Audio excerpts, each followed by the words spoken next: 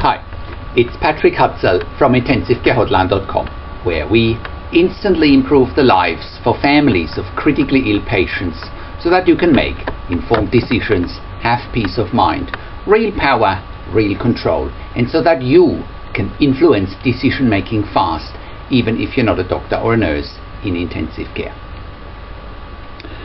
This is another episode of Your Questions Answered, and in last week's episode I answered another question from one of our readers, and the question last week was part 3 of my 84-year-old dad has been in ICU for 3 months. He's ventilated with a tracheostomy. The doctors want to let him die and turn off the ventilator. We want to take him home instead. What are our options? You can check out the answer to last week's question by clicking on the link below this video. In this week's episode of Your Questions Answered, I want to answer another question that some of our readers have quite frequently. And the question this week is, how long does someone stay in intensive care when having a lung transplant? This is a question we get quite frequently from our readers. Therefore, it's time to answer one of the most common questions around lung transplants and intensive care. First, let's give you a little bit of context. The number of organ donations is on the rise worldwide, and there are huge campaigns taking place in first world countries to increase the number of organ donors so that people in need of organ donations can benefit and have a second chance at life. According to data from the World Health Organization WHO, 3,400 lung transplants are performed worldwide annually, with the number slightly increasing every year. The main restricting factor of growing that number is the limited number of organ donors, hence the big campaigns from many governments and departments of health with a call for more organ donors. So, back to our original question. How long does someone stay in intensive care when having a lung transplant? So, from my experience, the best that I have seen in over 15 years intensive care nursing in 3 different countries, where I literally worked with thousands of critically ill patients and their families, is that if all goes well, a lung transplant patient can leave intensive care within 24 to 48 hours. I have also worked as a nurse unit manager for over 5 years in intensive care, and I'm also constantly counseling and consulting families of critically ill patients in intensive care here at my counseling and consulting practice at IntensiveCareHotline.com. Back to our original question, and therefore, if your critically ill loved one can leave intensive care within 24 to 48 hours after a lung transplant, everything has to go smoothly if that's the case. The reality, however, is that lung transplantation is and will remain a fairly risky procedure for a long time to come.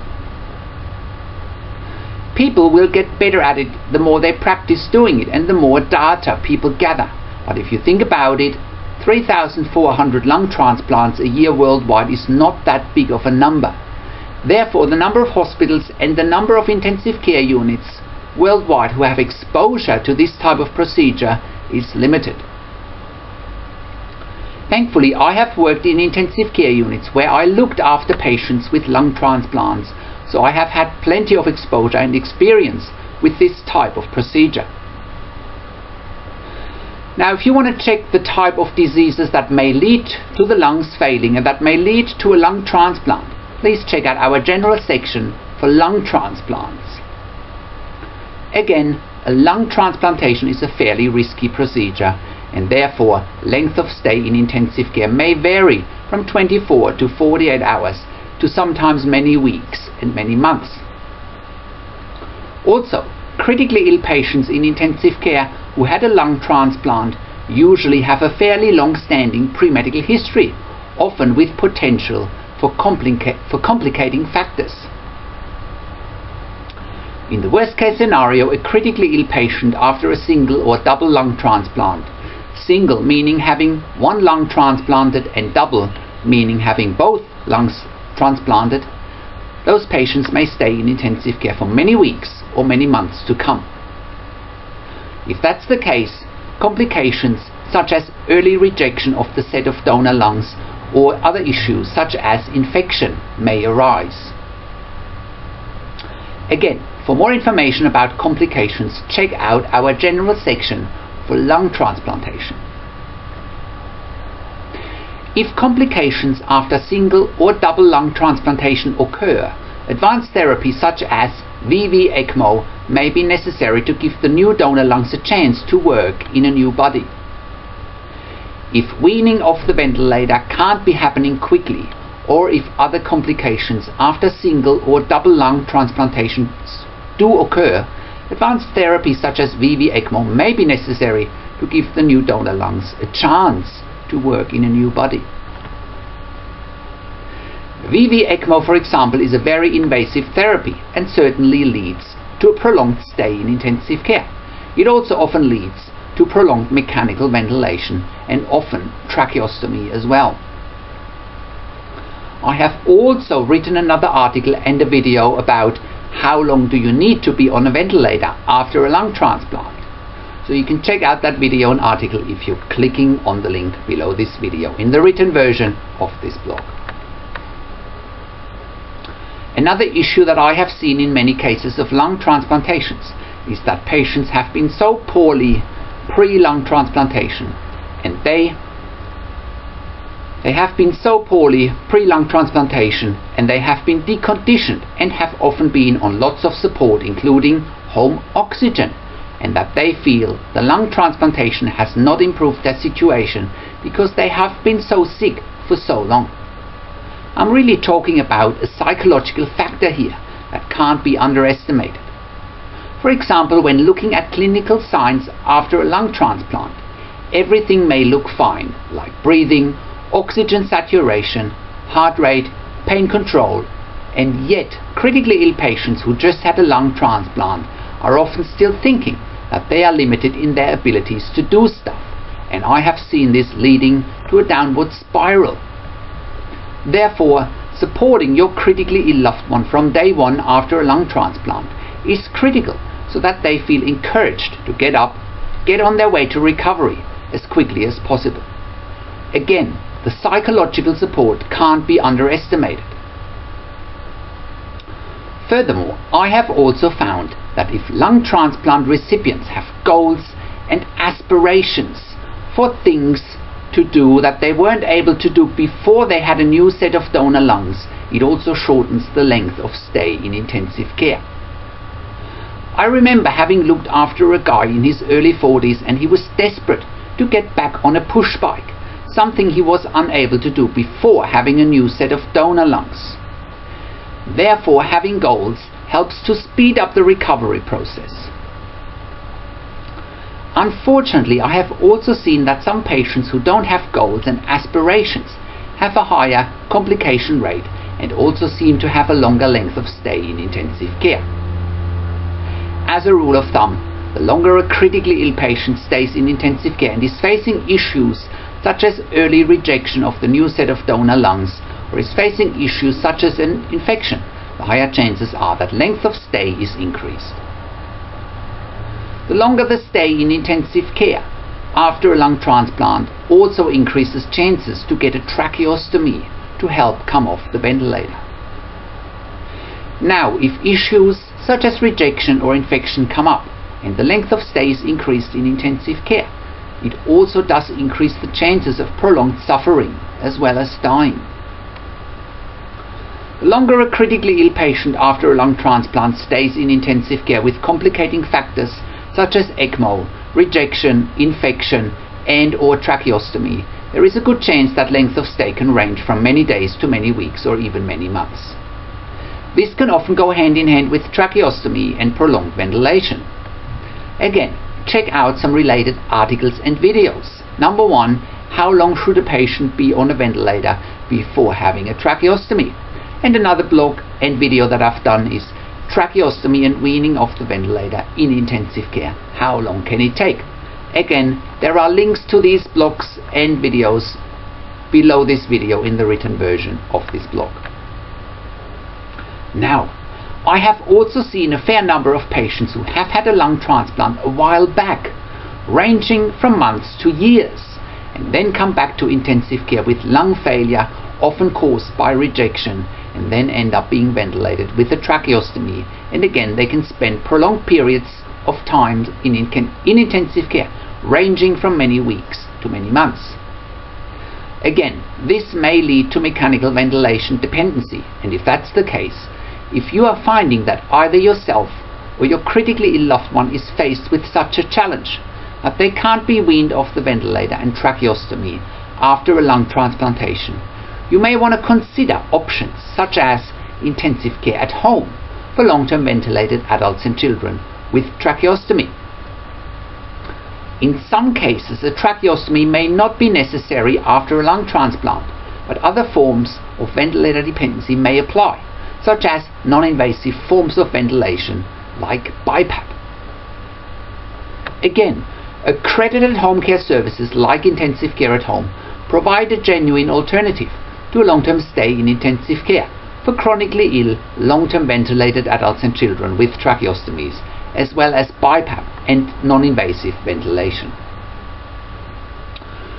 Chronically ill and long-term ventilated adults and children with tracheostomies have no quality of life and or quality of end of life in intensive care, and therefore intensive care at home provides a valuable option to leave a sterile and depressing intensive care environment. On top of that, a prolonged stay in intensive care is not only burdensome for patients and for families, it's also very resource intensive and costly.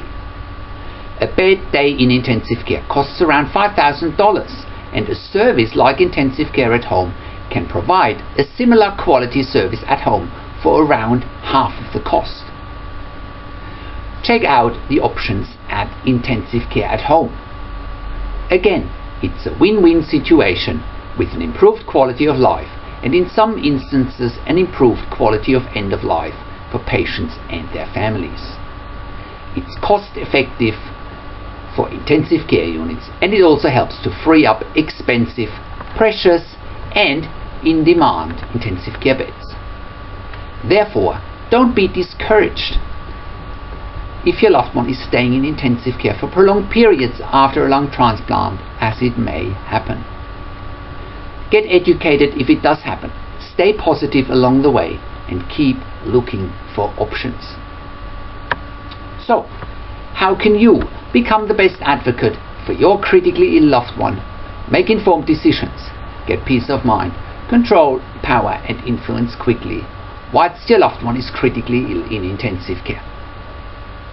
You get to that all-important feeling of making informed decisions, get peace of mind, control, power and influence when you download your free Instant Impact Report now by entering your email below.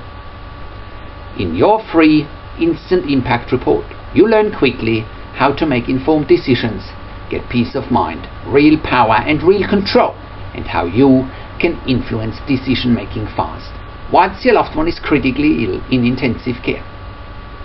Your free Instant Impact Report gives you in-depth insight that you must know whilst your loved one is critically ill or is even dying in intensive care. Sign up and download your free Instant Impact Report now by entering your email below. In your free Instant Impact Report, you learn how to speak the secret intensive care language so that the doctors and the nurses know straight away that you are an insider and that you know and understand what's really happening in intensive care. In your free report, you will also discover how to ask the doctors and the nurses the right questions, discover the many competing interests in intensive care and how your critically ill loved one's treatment may depend on those competing interests. How to eliminate fear, frustration, stress, struggle and vulnerability even if your loved one is dying. You get 5 mind-blowing tips and strategies helping you to get on the right path to making informed decisions, get peace of mind, control, power and influence in your situation. You'll get real-world examples that you can easily adapt to your and your critically ill loved one's situation. How to stop being intimidated by the intensive care team and how you will be seen as equals. You'll get crucial behind-the-scenes insight so that you know and understand what's really happening in intensive care and how you need to manage doctors and nurses in intensive care, and it's not what you think. Thank you for tuning into this week's Your Questions Answered episode, and I'll see you again in another update next week. Make sure you also check out our blog section for more tips and strategies, or simply send me an email to support@intensivecarehotline.com with your questions. Or you can call me, find phone number, international phone numbers on our contacts tab. Also, check out our ebook section where you get more ebooks, videos and audio recordings, and where you can also get one-on-one counseling and consulting with me via Skype, over the phone or via email by clicking on the products tab. This is Patrick Hutzel from intensivecarehotline.com, and I'll see you again next week in another update.